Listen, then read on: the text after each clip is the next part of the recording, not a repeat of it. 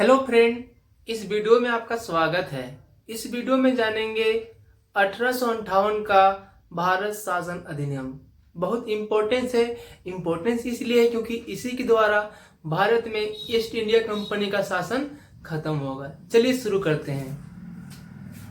क्या पढ़ना है? 1858 का भारत शासन अधिनियम।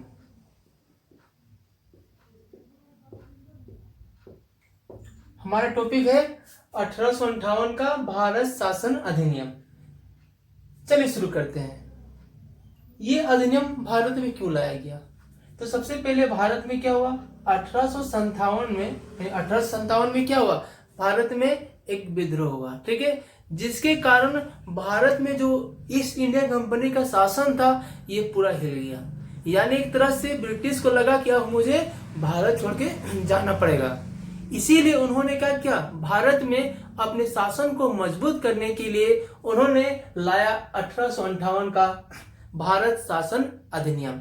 तो इसके विशेषता के बारे में पढ़ते हैं।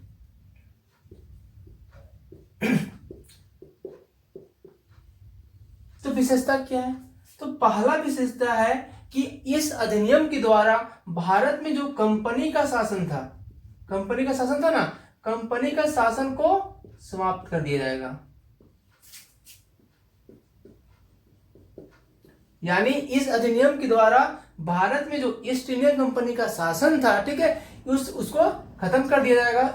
और अब भारत में क्या होगा? भारत में जो शासन होगा वह डायरेक्ट महारानी विक्टोरिया करेगी। यानी कंपनी का शासन खत्म, अब डायरेक्ट जो शासन होगा वह ब्रिटेन यानी इंग्लैंड से होगा। और वहां की जो महारानी है, महारानी विक्टोरिया, डायरेक्ट भारत में शासन करेगी। और भारत में क्या था? भारत में आपका इसे बोलते हैं हम लोग गवर्नर जनरल था। गवर्नर जनरल, तो इस जो पद था, ठीक है, इस पोस्ट का नाम क्या हुआ? इस पोस्ट का नाम बदल दिया गया। अब से कहा जाएगा वायसराय।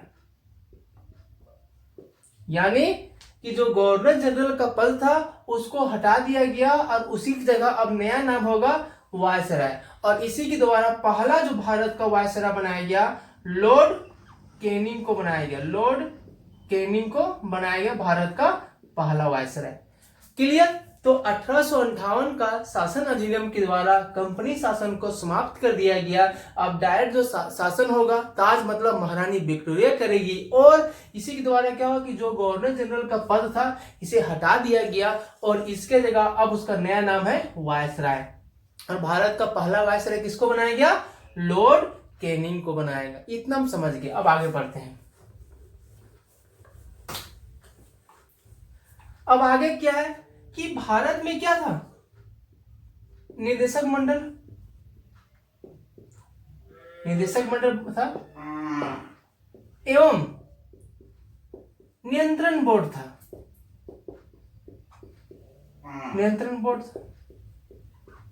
यानी भारत में इस अधिनियम के द्वारा जो निदेशक मंडल था और जो नियंत्रण बोर्ड था उसको समाप्त कर दिया गया। यानी अब ये जो पोस्ट था इसको भी हटा दिया गया।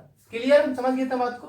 यानी इस अधिनियम के द्वारा निदेशक मंडल और जो आपका नियंत्रण बोर्ड था उसे हटा दिया गया। अब हम लोग तीसरा पॉइंट समझते हैं।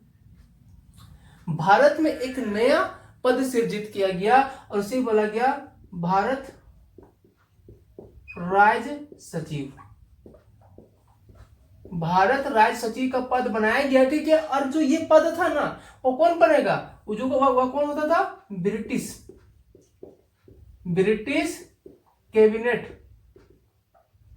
कैबिनेट का सदस्य होता था। यानी भारत में क्या हुआ? भारत में राज्य सचिव बनाया जाएगा, ठीक है। और राज्य सचिव कौन होगा? वह एक ब्रिटिश कैबिनेट का सदस्य होगा। यानी बोल सकते हैं ये क्या होगा? ब्रिटिश संसद के प्रति उत्तरदायी होगा। यानी पॉइंट क्या बोल रहे हैं? भारत में राज्य सचिव बनाया गया और राज्य सचिव कौन बन सकता है? जो ब्रिटिश कैबिनेट का सदस्य होगा। अब ऑटोमेटिक है, जब कैबिनेट का सदस्य होगा मतलब ये संसद के प्रति उत्तरदायी होगा। क्लियर? अब जो भारत में जो है ना जो भारत में जो राज सचिव था, राज सचिव था, ठीक है, राज सचिव, ठीक है। अब इसी में क्या हुआ, एक परिषद बनाया गया, भारत राज्य सचिव परिषद बनाया गया, ठीक है। और कितना सदस्य था, 15 सदस्य था, यानी इसमें 15 सदस्य था, यानी भारत राज्य सचिव परिषद बनाया गया और 15 सदस्य था, ठीक है। यानी ये क्या था, एक सलाहकार बॉडी था जो भारत राज्य सचिव को सलाह दे सकता था, ठीक है। यानी इसको बनाने का मोटिव क्या था कि जो भारत में जो राज्य सचिव रहेगा उसको हम लोग मदद कर सकते हैं, उसको सलाह दे सकते हैं। इसका हेड कौन सा था, हेड था भारत का राज्य सचिव। क्लियर ना, बस समझ रहा। अब उसके आगे क्या बोल रहा है, उसके आगे बोल रहा है कि भारत में क्या हुआ था कि जो ये अधिनियम था, ये इस अधिनियम का मोटिव क्या था, मोटिव था कि भारत में जो ब्रिटिश का शासन मतलब कंपनी का शासन जो बहुत मतलब कमजोर हो चुका था, तो उसको मजबूत करने के लिए इसे लाया गया था। और इसी के द्वारा क्या हुआ, इसी के द्वारा कंपनी शासन को हटा दिया गया। अब डायरेक्ट जो शासन होगा वह महारानी विक्टोरिया करेगी, ये इसका मोटिव था।